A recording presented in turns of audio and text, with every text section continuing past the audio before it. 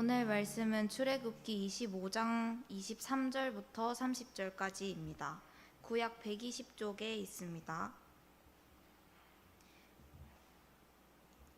너는 조각목으로 상을 만들되 길이는 2규빗, 너비는 1규빗, 높이는 1규빗 반이 되게 하고 순금으로 싸고 주위에 금테를 두르고 그 주위에 손바닥 넓이만한 턱을 만들고 그 턱 주위에 금으로 테를 만들고 그것을 위하여 금고리 넷을 만들어 그 네 발 위 네 모퉁이에 달되 턱 곁에 붙이라. 이는 상을 맬 채를 꿰 곳이며 또 조각목으로 그 채를 만들고 금으로 싸라. 상을 이것으로 맬 것이니라. 너는 대접과 숟가락과 병과 붓는 잔을 만들되 순금으로 만들며 상 위에 진설병을 두어 항상 내 앞에 있게 할지니라. 아멘.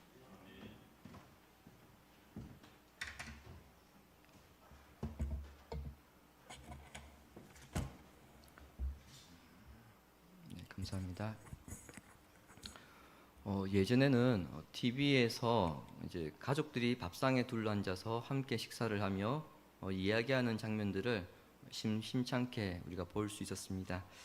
굳이 TV가 아니라 하더라도 실제 그렇게 식사하는 집들도 많이 있었죠. 하지만 요즘은 가족이 함께 식사를 하는 경우는 일주일 중에서 기억을 더듬어야 할 만큼 그렇게 많지는 않습니다. 가족임에도 불구하고 함께 식사를 하기 위해서는 톡방에서 가족끼리 시간을 약속해야 하는 그런 시대를 지금 우리가 살고 있습니다. 가족들의 생활 패턴이 모두 다르다 보니까 이제는 가족들이 함께 식사하기가 어려운 지경이죠. 오히려 혼자서 식사하는 모습은 편하게 볼 수 있습니다. 식당이나 편의점에서 스마트폰을 친구 삼아서 홀로 밥을 먹는 사람들이 많다 보니까 이제는 혼자 밥 먹는 게 그렇게 어색하지 않을 정도입니다. 이처럼 함께 밥 먹는 분위기가 우리 사회에서 사라지고 있다. 이것은 우리 사회에서 그만큼 사람들 사이에 삶을 나누는 교제의 자리가 사라지고 있다는 것이고 또 외로운 나그네처럼 살아가는 사람들이 많다는 반증입니다. 밥을 먹는 것 자체는 생명을 유지하기 위한 에너지를 공급하는 활동입니다만 동서고금을 막론하고 함께 밥을 먹는 것은 친밀함을 확인하는 행위였습니다. 가족이든 친구 간이든 또는 상사든 부하든 그 관계가 어떠하든 간에 친밀함이 있을 때에 함께 밥을 먹을 수 있습니다. 자, 이런 점에서 밥 먹는 문화는 단순히 생존을 위한 활동이 아니라 관계를 맺는 상징적인 의미가 있음을 우리가 보게 됩니다. 출애굽기 25장에 접어들어서 계속해서 우리가 성막에 대해서 지금 살펴보고 있는데 오늘 살펴볼 주제가 밥상과 관련되어 있습니다. 25장부터 31장까지는 성막에 관한 설계도입니다. 하나님과 이스라엘이 만나시는 장소죠. 그 성막을 어떤 구조로 만들고 그 구조 안에 어떤 기물들을 어디에 어떻게 배치시킬 것인가 그것을 자세하게 말씀하신 설계도가 출애굽기 25장부터 31장 사이에 기록되어 있습니다. 그림에서 보시는 것처럼 성막의 가장 안쪽을 지성소라고 합니다. 지성소에는 우리가 보았죠. 무엇을 두는 자리입니까? 증거궤, 법궤를 안치하였습니다. 그리고 지성소 바깥쪽 방을 성소라고 하는데 성소에는 그림에 보시는 것처럼 잘 안 보이나요? 세 가지 기물들이 있습니다. 입구를 기준으로 해서 오른쪽에는 떡을 진열하는 진설병상, 간단하게 얘기하면 떡상이 있고요. 왼쪽에는 불을 켜는 등대가 있고 그리고 입구에서 안쪽으로 쭉 들어가면 가운데에 향을 사르는 향단이 있습니다. 본문은 그 중에서 진설병상이라 부르는 떡상에 관한 말씀입니다. 진설병상은 성막에 있는 모든 기구들 가운데에 법궤 다음으로 중요한 기구입니다. 항상 법궤 다음에 언급되고 있는 것이 진설병상이고요. 그리고 성막을 운반할 때에 레위인들이 법궤를 3겹으로 포장을 하거든요. 근데 법궤 외에 3겹으로 유일하게 포장하는 것이 진설병 상일 정도로 진설병 상은 성막에서 굉장히 중요하게 여기는 기물입니다. 23절에서 29절에는 이 진설병 상의 크기가 기록되어 있습니다. 자, 길이가 90cm입니다. 너비가 45cm이고요. 높이가 45cm입니다. 90, 45, 45 하면은 여러분 생각보다 그렇게 큰 상이 아니죠. 그리고 상 윗부분에는 저렇게 보시는 것처럼 떡이 떨어지지 않도록 턱 받침대를 설치했고요. 법궤와 마찬가지로 다리에는 금고리 4개를 만들고 그 고리들 사이에 괴를 끼웠습니다. 자, 이 상에는 무엇을 올려두느냐? 본문 30절 보시면은요, 진설병 상을 올려두어야 한다 그렇게 말씀하고 있거든요. 그런데 레위기 24장에는 좀 더 자세하게 기록하고 있습니다. 주보에 레위기 24장 5절과 6절 말씀 보십시오. 너는 고운 가루를 가져다가 떡 12개를 굽되 각 덩이를 10분의 2 에바로 하여 여호와 앞 순결한 상 위에 2줄로 한 줄에 6씩 진설하고. 이것이 떡상의 기능입니다. 떡상에는 진설병을 올려놓았는데 우리 한글 성경에 진설병으로 번역된 이 빵은요, 히브리어 성경에서 직접 번역하면 얼굴들의 빵 이런 뜻입니다. 자, 그렇다면 이런 질문을 해야 되죠. 도대체 누구의 얼굴이냐? 그런데 이 우리 한글 성경에, 이 히브리 성경에 보면은요, 얼굴들의 빵입니다. 단수가 아니라 복수죠. 히브리 성경에서 하나님과 사람의 얼굴을 함께 지칭할 때에 복수형으로 표기를 합니다. 그렇기 때문에 이 빵은 하나님 존재 앞에 서 있는 인간을 상징한다는 의미입니다. 그래서 투박하지만 좀 더 정확하게 우리가 번역하자면 현존의 빵, 그렇게 해석할 수 있습니다. 자, 이 상은 법궤와 마찬가지로 조각목, 시띠나무로 만들고요. 그 겉은 순금으로 쌓아야 합니다. 순금으로 싼다는 것, 우리 법궤 때 생각해봤죠? 무슨 의미입니까? 그 어떤 오염물이나 불순물도 허용하지 않는다는 것이죠. 매우 정결하고 고귀한 것이다, 그런 의미입니다. 그래서 레위기 24장 방금 읽었던 이 말씀에서는 이 상을 가리켜서 뭐라고 합니까? 순결한 상, 순결한 상이다, 그렇게 말씀합니다. 떡상에 올려지는 진설병에 대해서 좀 더 살펴보자면은 먼저 이 빵의 크기입니다. 우리는 떡으로 말하지만은 그 사회 속에서는 떡이 아니라 빵으로 보시는 게 더 맞을 겁니다. 각 덩이를 밀가루 10분의 2 에바로 만들어야 합니다. 한 에바가 22리터이거든요.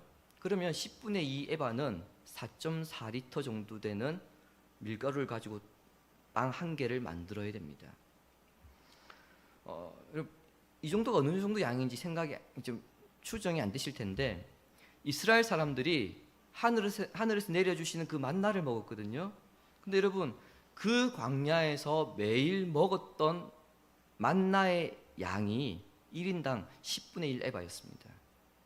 그러니까 떡 하나가 이틀치 양식으로 만들어졌다는 겁니다. 근데 그걸 몇 개 만들어야 됩니까? 12개. 대략 53리터 정도예요. 그러니까 이게 굉장히 많은 양입니다. 여러분, 53리터로 빵을 만들면 우리 교인들 먹고 남을 거예요. 집에 싸가지고 아마 며칠 더 먹을 겁니다. 굉장히 많은 양입니다. 그것을, 떡을 12개를 만들어서 2줄로 6개씩 진설해야 했습니다. 레위기 24장 5절과 6절 다음에 주보에 기록되어 있듯이 8절과 9절에는 그 떡에 대해서 이렇게 추가적인 규례를 더하고 있습니다. 안식일마다 이 떡을 여호와 앞에 항상 진설할지니 이는 이스라엘 자손을 위한 것이요 영원한 언약이라. 이 떡은 아론과 그의 자손에게 돌리고 그들은 그것을 거룩한 곳에서 먹을지니 이는 여호와의 화제 중 그에게 돌리는 것으로서 지극히 거룩함이니라. 이는 영원한 규례니라. 아멘. 레위기 24장에 기록되어 있는 진설병 규례에는요, 두 가지의 의미가 나타나 있습니다. 하나는 이 떡이 몇 개입니까? 12개라는 의미입니다. 하나님께서 택한 백성들이 모두 12지파로 이루어져 있기 때문에 12덩이를 떡상에 진설하라는 것은 이스라엘은 모두 하나님의 소유라는 의미이고요. 다르게 표현하면 하나님의 백성만이 하나님 앞에 설 수 있다는 것을 의미합니다. 전 세계적으로 가장 많이 팔린 베스트셀러 혹시 무엇인지 아십니까? 예, 바이블입니다. 성경. 성경이 시대를 초월해서 아무리 많은 사람에게 팔리고 읽혀졌다 하더라도, 또 다양한 방법으로 읽혀졌다 하더라도 모두가 그 뜻을 깨달은 것은 아닙니다. 물론 한두 번 읽는다고 해서 그것을 깨달을 수 있는 것도 아닙니다. 하지만 그 성경을 읽으면 읽을수록 뜻을 점점 깨달아가는 사람이 있는가 하면 아무리 읽고 또 읽고 수십 번 읽고 수백 번 반복해서 읽어도 도무지 무슨 말인지 모르겠다, 그렇게 깨닫지 못하는 사람들도 있습니다. 그래서 이사야 선지자는 이렇게 말씀합니다. 이사야 6장 10절 보십시오. 이 백성의 마음을 둔하게 하며 그들의 귀가 막히고 그들의 눈이 감기게 하라. 염려하건대 그들이 눈으로 보고 귀로 듣고 마음으로 깨닫고 다시 돌아와 고침을 받을까 하노라 하시기로. 수많은 사람들이 있습니다. 근데 하나님께서 선택하셔서 은총을 입게 한 사람들이 있고요, 그 은총에서 제외된 사람들이 있습니다. 이것이 하나님의 선택과 예정입니다. 하나님께서 선택하신 백성들은 반드시 그들을 불러내셔서 삼위 하나님을 경험하게 하시고 또 그들에게 믿음을 주셔서 결국에 영생에 이르게 하십니다. 이를 두고 누가는 어떻게 말합니까? 영생을 주시기로 작정된 자는 믿더라. 내가 아무리 안 믿으려고 발버둥 쳐도 하나님께서 그 사람에게 영생을 주시기로 작정하셨다면 어떤 방법이든 간에 그 사람은 결국에 영생을 얻게 된다는 것입니다. 결국 레위기 24장에 언급하는 이 진설병에 숨어있는 첫 번째 의미는 하나님께서 택하신 백성들은 반드시 하나님 앞에 서게 되어 있다는 것이고, 반대로 표현하자면 하나님은 하나님 백성에게 서신다, 임재하신다, 그런 의미입니다.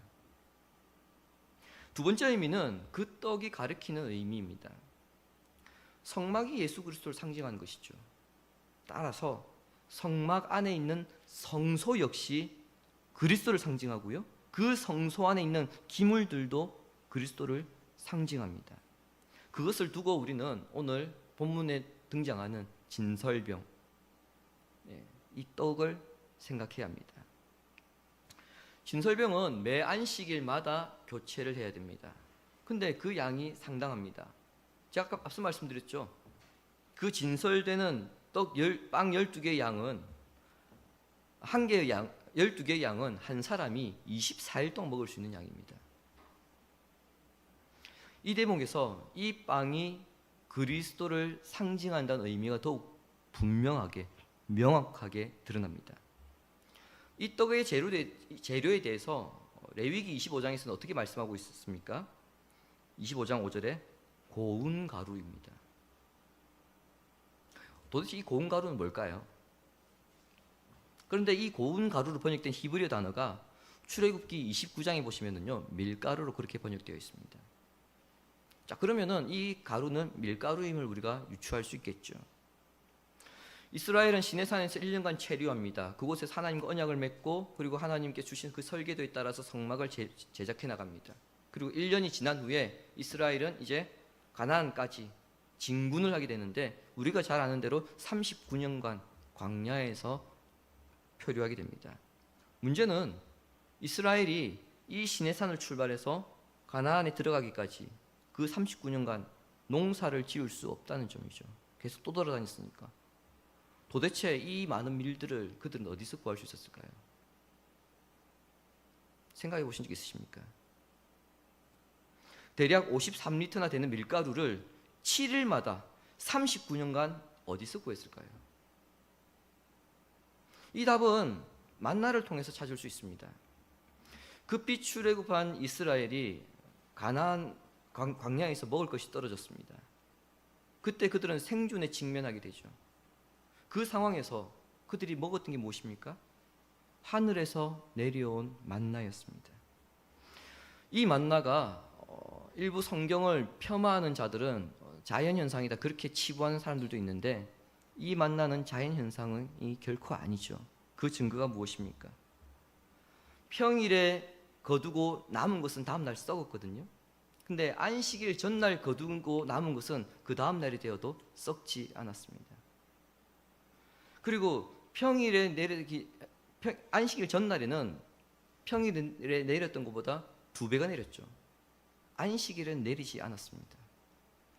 이게 여러분 그들이 가나안에 들어갈 때까지 계속 반복되었습니다. 이것을 우리가 자연현상으로 치부할 수 있을까요?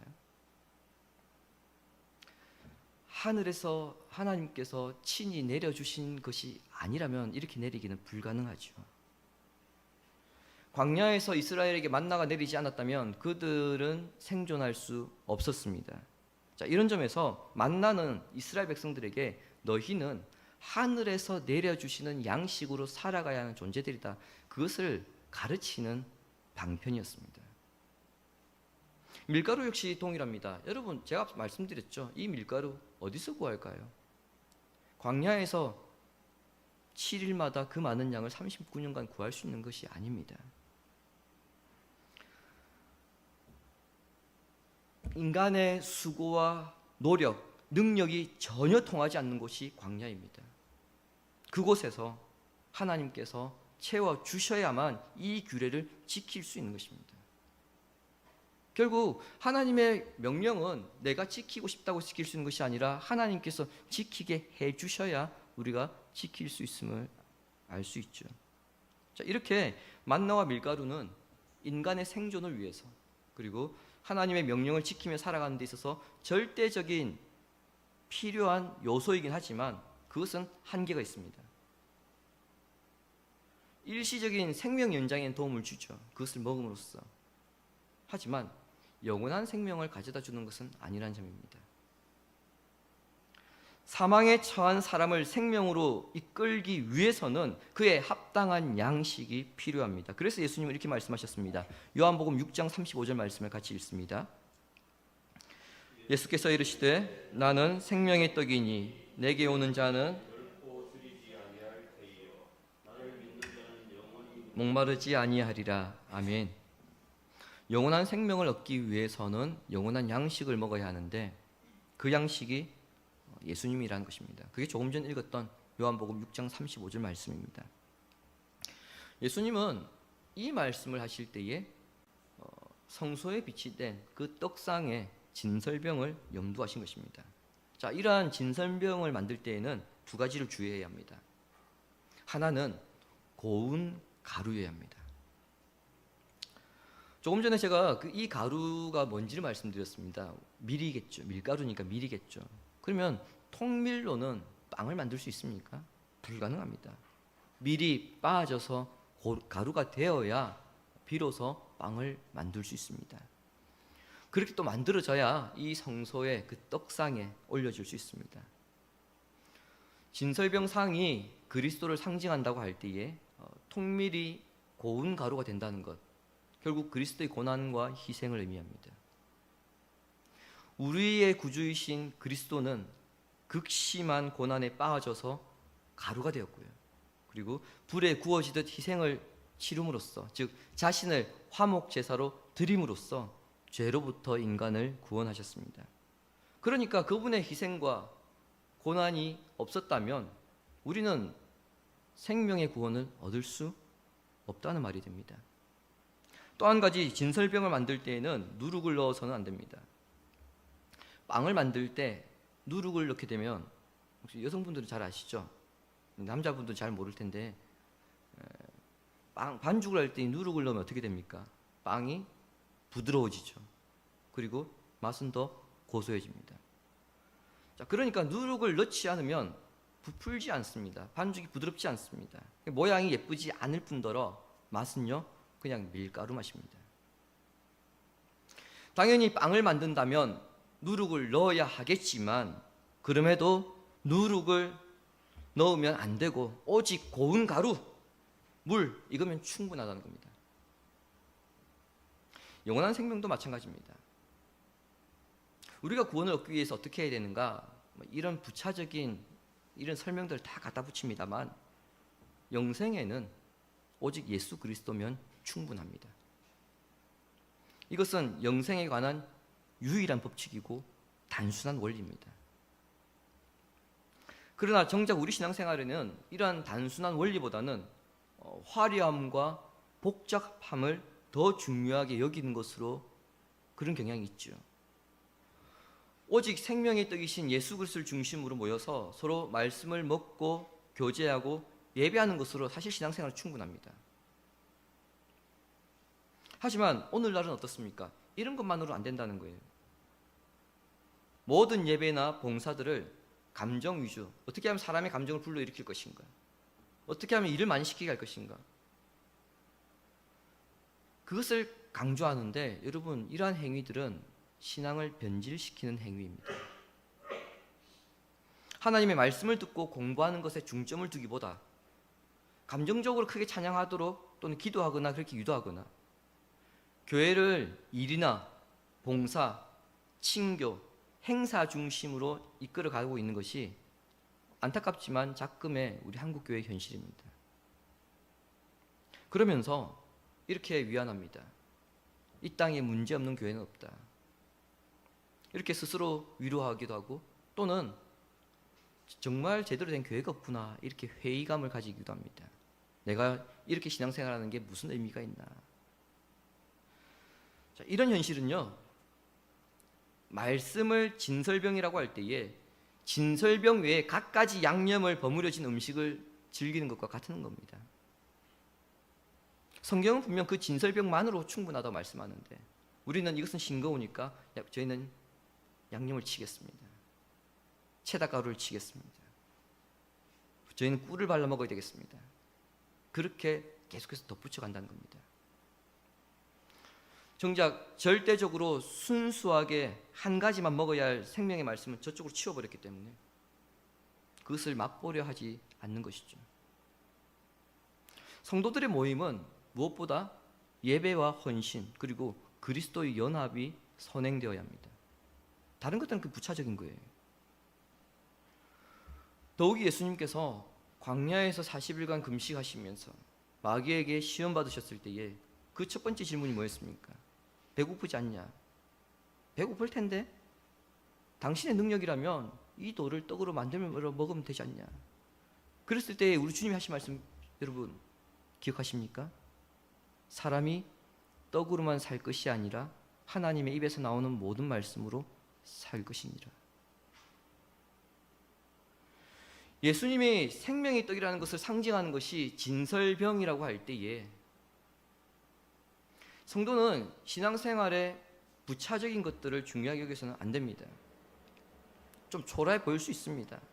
좀 없어 보일 수 있습니다. 그러나 말씀의 뜻을 깨달았고 그리고 그 뜻을 깨달은 대로 말씀대로 살아가는 것을 중요하게 여겨야 합니다.